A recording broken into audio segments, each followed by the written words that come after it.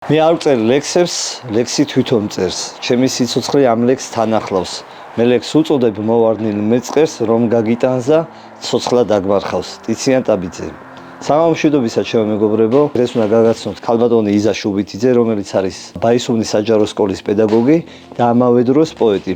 ასე რომ გამომყევით და ახლოდან გაგაცნობთ უნიჭიერეს ადამიანს. პირველ რიგში მადლობა მინდა მოგიხადო მასპინძლობისთვის ქალბატონო იზა, მოგესალმები. რომელ ასაკიდან დაიწყეთ ლექსების წერა? აუცრად მიყვარდა ლექსები, სხვანაირად მავსებდა მისი მუსიკა, მისი სიტყვა. ძალიან ბევრი რამე პატარას ისე არც მესმოდა ჯერ, მაგრამ მაინც სხვანაირად მიზიდავდა. უფრო სახუმარო ლექსებს წერდი, კლასში რაღაც თავგადასავალი გვექნებოდა, გავლექსავდი ამ ყველაფერს, ან ღონისძიებისთვის გვჭირდებოდა რამე, შეიძლება არ მომეძებნა არსად და დამეწერა. ლექსი ეს არის ემოცია, გრძნობა, ტკივილი, სიხარული და ამით გადმოცემ ყველაფერს ადამიანი. შენი დაწერილი ლექსების უმეტესობა როგორ პერიოდში არის დაწერილი, მოდი ჯერ ეს რომ მითხრა.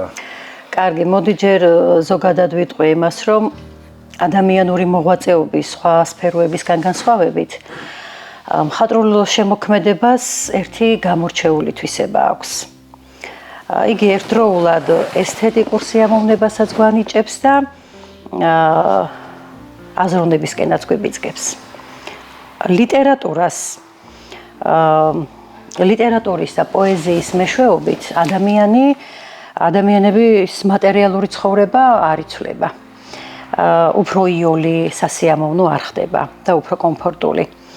ლიტერატურა სწორედ იმისთვის არსებობს და პოეზია, რომ პრაქტიკულ მატერიალურმა ინტერესებმა, მიზნებმა არ დაგვავიწყოს და დაგვაკარგვინოს საკუთარი თავი, საკუთარი სული. პოეზია ეს არის მადლი, პოეზია სიმახინჯეშიც სილამაზეც ხედავს. ასე კონკრეტულად თქმა იმისა, რომ აი ახლა მე დავჯდები და ლექსს დავწერ, არ არსებობს. ეს გრძნობ, განიცდი და გაწუხებს შინაგანად. ყველაფერი უფლისგანაა, ყველა სიტყვა, ყველა მუსიკა, დამეთანხმები, ფერწერა თუ ასე შემდეგ, რა ნიჭიც აქვთ ადამიანებს, ეს ყველაფერი უფლისგანაა და იზა ლაგოდეხში არაერთი ღონისძიება ჩაატარე, როგორც მე ვიცი, პოეზიის საღამოები იყო, გაცნობითი ხასიათის იყო ეს. რომელ წლებში იყო ესა და რა დანიშნულება ჰქონდა ამ ღონისძიებებს? რამოდენიმე წელია უკვე ამ ღონისძიებებს ვაორგანიზებ. ყავს ბევრი მეგობარი, პოეტი. მინდოდა რომ ლაგოდეხშიც ყოფილიყო ეს ხმა, ესე ვთქვათ, რადგან პოეზია, მუსიკა სულისა. მე ვარ საქველმოქმედო ფონდის დამფუძნებელი და დღემდე ხელმძღვანელობ და დავუკავშირე ამ ქველმოქმედებას, რაშიც მეხმარებოდნენ ჩემი მეგობარი პოეტები. სწორედ ასე ერქვა ერთ-ერთ ღონისძიებას გავაცოცხლოთ სიყვარული დედამიწაზე. ტარიელ ხარხელაური, მინდია ზვიადაური, ედუარდ უგულავა, გოჩა ხარანაული, ლელა გაბური, ვარ მწერალთა კავშირის წევრი. ამავე დროს ვარ ჯუმბერ ლეჟავას სახელობის აკადემიის ნამდვილი წევრი. ეს მრავალპროფილიანი აკადემია, რომელიც ხშირად მართავს სხვადასხვა ღონისძიებებს და გამოსცემს ჟურნალ ათინად, სადაც იბეჭდება ჩემი ლექსები. ამ აკადემიის წევრების ლექსები იბეჭდება ამ ჟურნალში. აგრეთვე ვარ იაკობ გოგებაშვილის პრემიის ლაურეატი. გამოიცა ჩემი წიგნი, აქ მაქვს ახლა, რომელსაც დავარქვი ასე უფალი მარცვლებს საყანეთ გვეძებს. საინტერესო ფრაზებია. კი, და ეს წიგნი დაიბეჭდა სწორედ იმ პერიოდში, როდესაც ჩემი მოსწავლე იყო ძალიან ცუდად და მოსწავლის შვილი, პატარა ელენიკო. 500 ტირაჟით გამოვიდა. და ყველა წიგნი, ეს ერთი წიგნი მაქვს სახლში, ყველა წიგნი გაიყიდა საქველმოქმედოდ. ნახევარი ელენიკოსთვის, ნახევარი ქველმოქმედებისთვის საბეჭდე. კი, ქველმოქმედებისთვის დავბეჭდე. შენი შემოქმედებიდან რამოდენიმე ლექსი წაგვიკითხო. ჩვენს მაყურებელს რო წავუკითხოთ.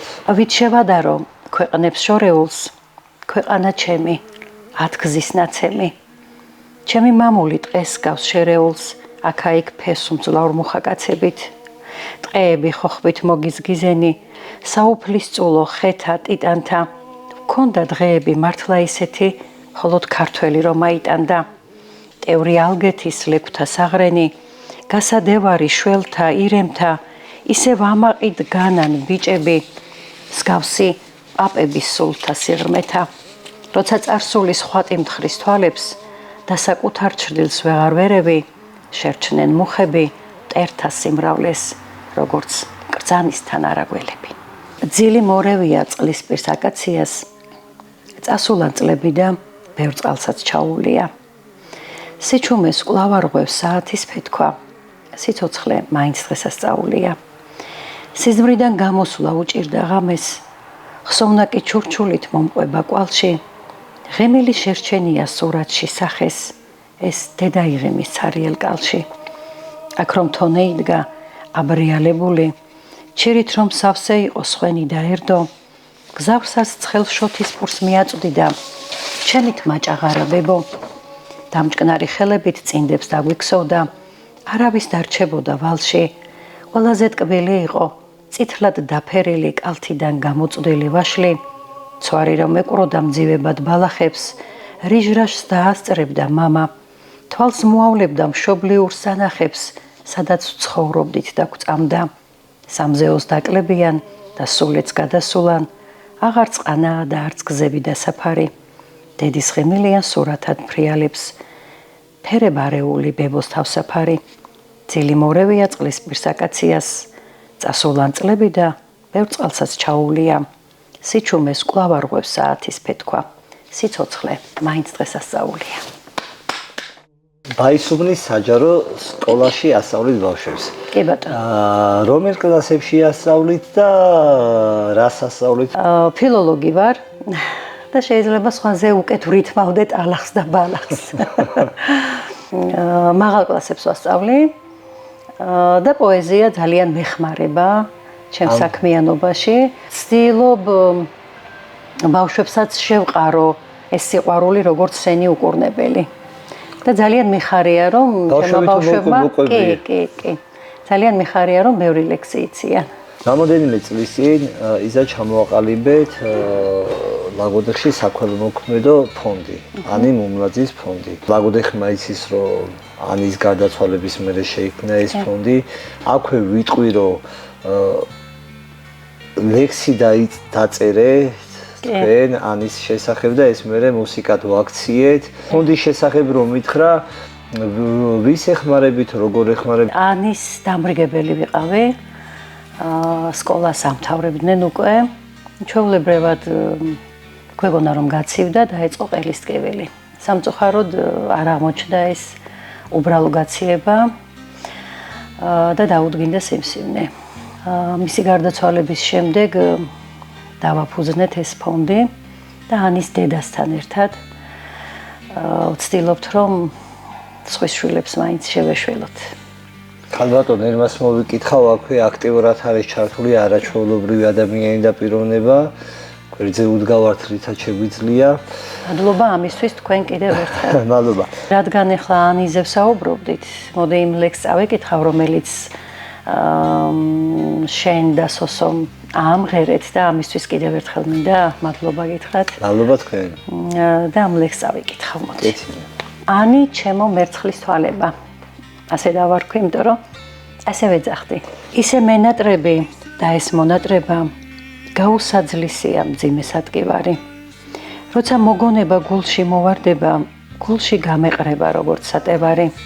ისე მენატრები და ეს მონატრება ტევნად იწურება ქვეყნის საწნახელში, როგორ მენატრება მაგთმის სურნელება და ჩემი ხელები შენს პაწია ხელში. ნატრით ანანთება რბუცქერ ჩამქრალ სანთლებს, შემოდგომაა და ჩვენი ამინდია. ახლა შორი გზაა შენთვის დასაწყისი, მე კი ჩემი გზები ღვთისთვის გამიმდრია. წვიმად დამეღვრები ზეცის ფანჯრებიდან, ჩემში სიყვარული ისევ ცოცხლობს ვიდრე, ხო და არ ვიტირებ, რადგან ისე ვიცხოვრებ, რომ უნდა შეგხვდე კიდევ. რა ფიქრები გქონდა და რა სიყვარული და რა ოცნებები თავნება, ჩემო ხუჭუჭა და ჩემო ანგელოზო, ანი, ჩემო მერცხლის თვალება.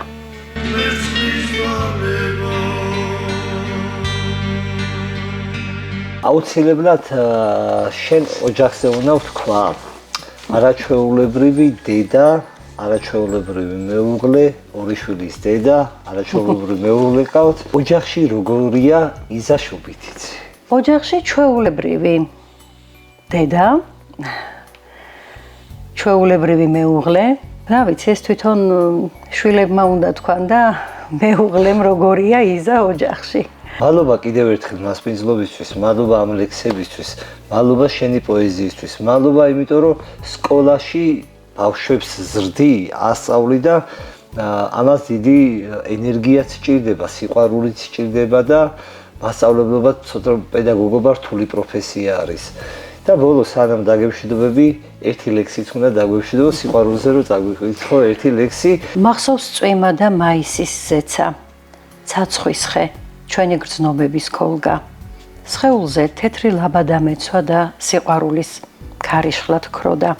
დიდი ხანია ჩამდგარა ქარი, შენი ღიმილი მახსოვს და მნუსხავს, მე კი პირველი ტრფობის მძევალი, შენ გეძებდი და წავაწყდი სულ სხვას. მახსოვს წვიმდა და მაისის ზეცას, დააჩნდი მთვარის ვერცხლის გამებად, ისევ მოთეთრო ლაბადა ეცვა, ჩემს უკანასკნელ შემოღამებას. იზა, უღრმესი მადლობა. კიდევ ერთხელ წარმატებებს გისურვებ, როგორც პოეზიაში, ასევე პედაგოგიურ საქმიანობაში. მადლობა დიდი.